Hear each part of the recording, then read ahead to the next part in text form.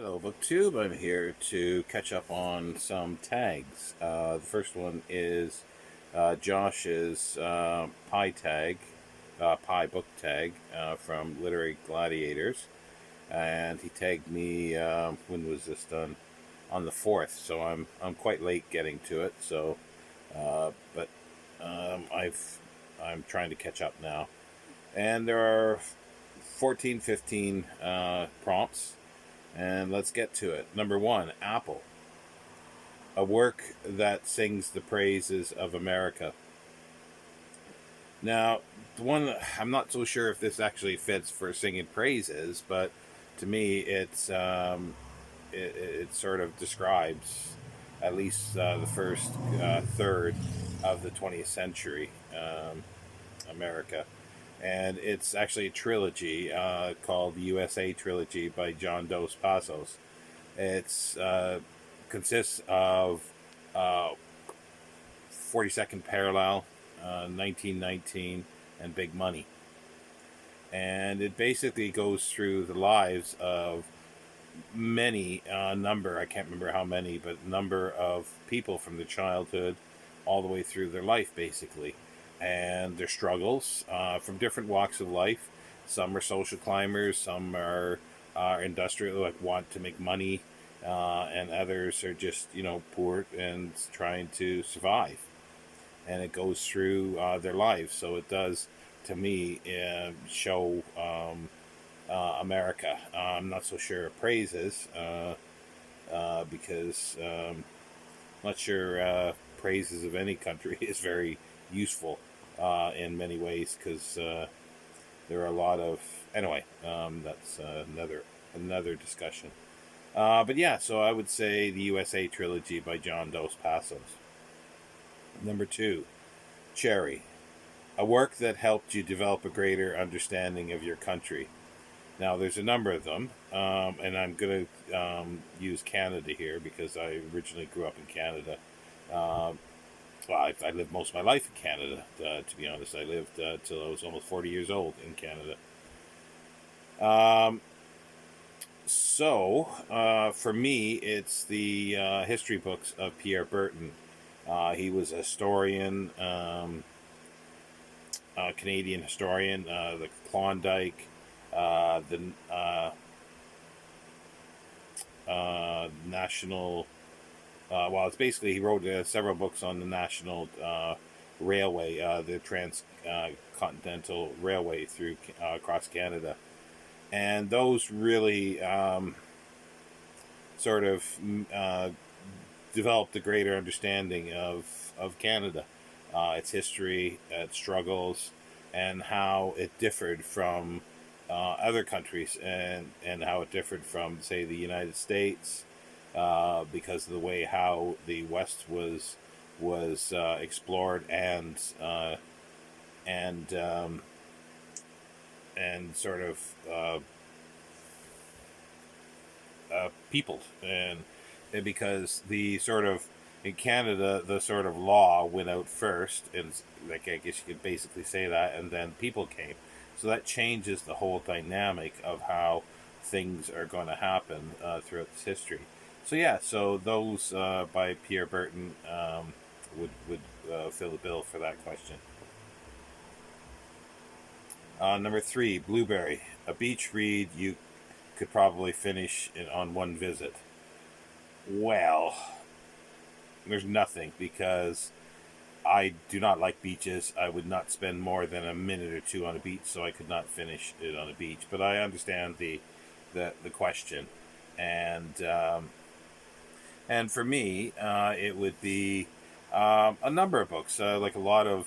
I don't have any specific book, but mysteries, crime, fiction, something like a reread of Rumpole of the Bailey, P.G. Woodhouse, something like that. Any of those things would just work perfectly for me for a short read, and sort of thinking of sort of a sitting somewhere and just spending the afternoon in a nice place, and that would not be a beach for me at all. Can't stand the places. Um, Number 4, Pumpkin, a work that would make for a great November book club read.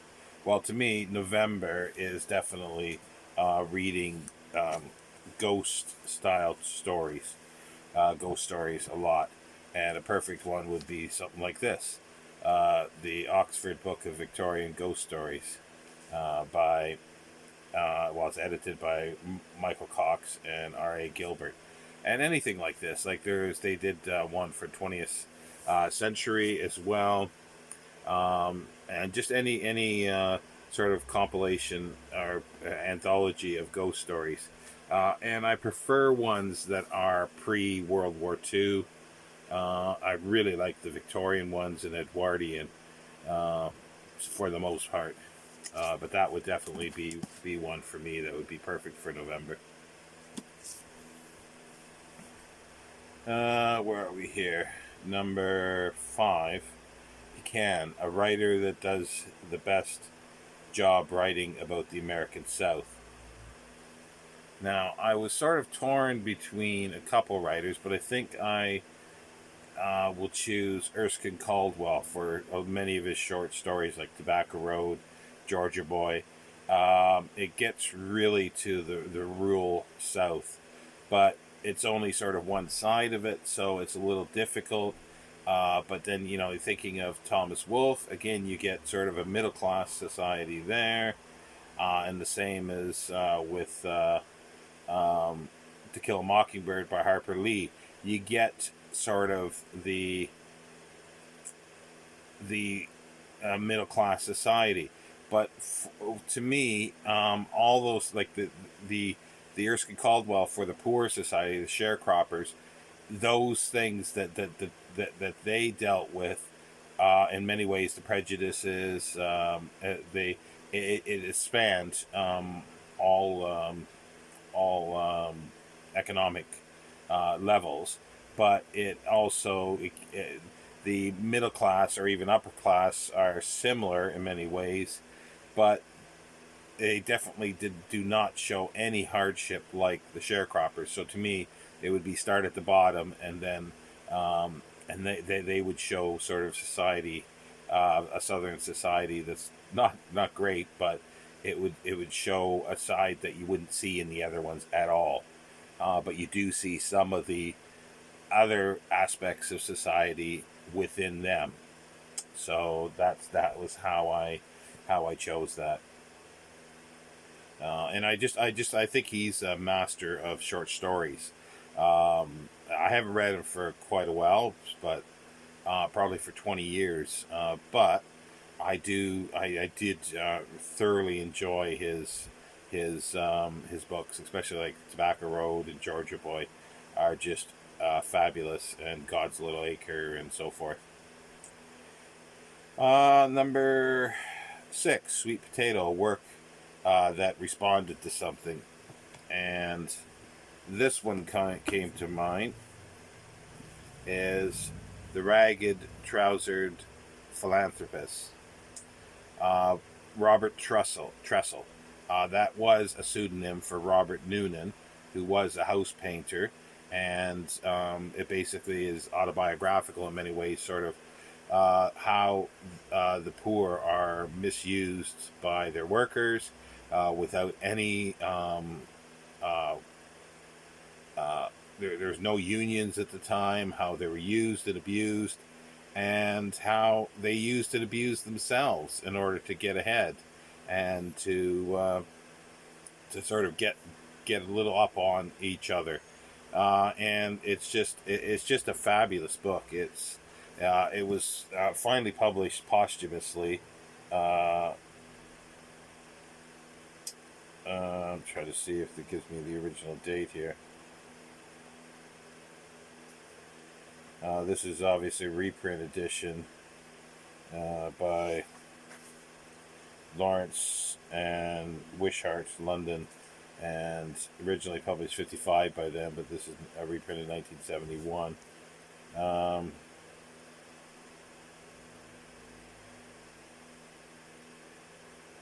yeah, it's sometime around. He died of tuberculosis in 1911, Um, oh, I think that's around the time that the book was published as well. So, but no, it's a fabulous book. It's a bit tough going at times because he's not um, a superb writer in many ways, but he's good enough. It's clear enough, and it's sustainable, and uh, for the story it has to tell, and its influence throughout politics, society since then.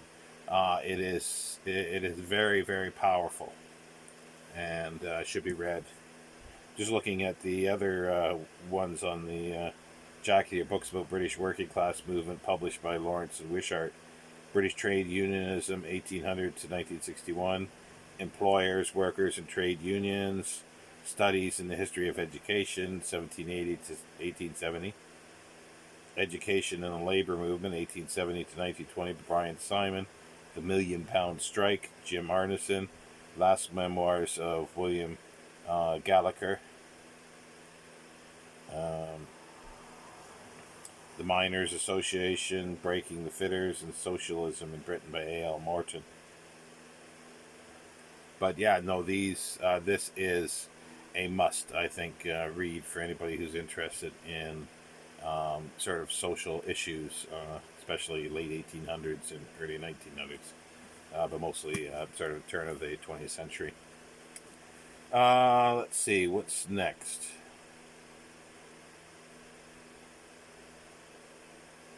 Oh, I think I jumped something here. Oh, I did these backwards. Oh, no, no, no. Sorry, there's another beach question. That's what's confused me. Work that responded to something that was six. Number seven, key lime. A mystery that you could take to read on a beach. Again, no beach. But I take the sentiment, and it'd be something like this. And it's the only one I have of the facsimile edition of Agatha Christie. This is the Murder at Vicarage, and I just enjoy these. And I'd love to get the whole set. Because I've not read a huge amount of Agatha Christie up until 8 years ago or so. I was not a big reader in crime fiction. I enjoyed watching it. I enjoyed watching the Agatha Christie shows on TV and other ones. The only one that I really read and continue to read, or well, that I read before was Sherlock Holmes. But I really didn't read anything else. Crime fiction was not my thing. But recently, in the last 5 years, I've become to appreciate it more and reading a lot more of it, and wish I had time to read even more. But I do enjoy Agatha Christie, and I do want to read through her stuff, and I would love to get a set of this facsimile edition by HarperCollins. Um, Number eight, Boston Cream, a work you would be up to reading from a non-preferred genre. There's not too many genres that I would say no to, and one is young adult, and there's really nothing that I know of that I would want to read from young adult stuff. And the other one is romance, and there is nothing that I know of that I would be up for reading. I'm sure there is something, but I'm not aware of it, so I'll have to pass on that question. Um, a comfort read that can be enjoyed by all audiences. That's a difficult one because everybody likes their own things. But to me, a comfort read is something like P.G. Wodehouse, definitely. Some science fiction, Clifford Simak, um, Rumpole the Bailey by John Mortimer are comfort reads. But I do realize that they may not be for everyone, but they might. Some of those might, you know, go a long way with people if they would give them a chance. Let's see. Macaroni. Didn't know that was pie. A comfort read that can be enjoyed. Though that was the one I just did. A comfort read by all audience. I didn't know there was a macaroni pie. Never heard of it. Moon. A work that you can see. That's number 10. Moon. A work that you can see yourself picking up at a shop with a drink. Now I'm going to go a little outward here. I haven't read it yet, but to me, it's like I've read other books that are similar on the subject matter, and it could work. It's The Lost Weekend by Charles Jackson, and it's about an alcoholic. So not that you become an alcoholic, but you take a weekend or an afternoon. It's not too long. This could easily be done. It's 200 less than 250 pages, so it could be done in a day. But let's say you take a weekend and you just hole up with some good old scotch or something like that, some single malt, and just sort of sip your way through while you're reading the book. And I think that would be interesting to do. And as I say, there's a few of these that I've read, something like this, but I wouldn't advocate it for everybody, nor would I advocate because I was just thinking now that like Train Spotting is a fabulous book. I would not advocate anybody using heroin to read the book. But something like this, I think it would be interesting to do something like that with, as I've done in the past with a few others. Um, Number 11, Pizza. A writer that does a great job with long and short works, as well as thick and thin books. Now, I don't know how thick his books are. I can't remember now, but somebody who I think is a fabulous short story writer is Guy de Maupassant, and the novels that I've read are fantastic as well. So he's written quite a few novels, if memory serves, at least a half dozen. But he's written a lot of short stories, and they're just fabulous short stories. Somebody else that might fit that bill is another a French author is Dado, Gustave. I think it's Gustave or Albert Dadu, Daudut or something like that. He's written short and I think longer ones, but we're talking like 30, 40 years since I've read him, so I'm not 100% sure if he would fit into the Guy de Maupassant. Definitely does, but not that long of works. Like I don't think he's written anything that's really huge, probably more than like 300, maybe 400 pages maximum. Let's see here. Number 12, Whipped Cream. A work that is overwhelming, in your face with its message. Um, sure, there's a lot, but the one thing that comes to mind is Animal Farm. He just sort of shoves it in your face. The message of it's pretty clear. Doesn't sort of try to disguise it. It's there, right out in front. Number 13, a work that does a great job using allegory. Now, if it was bad use of allegory, I could have maybe used Animal Farm because again, like I say, it's out in your face, and there's a lot that are like that I don't really care for so much.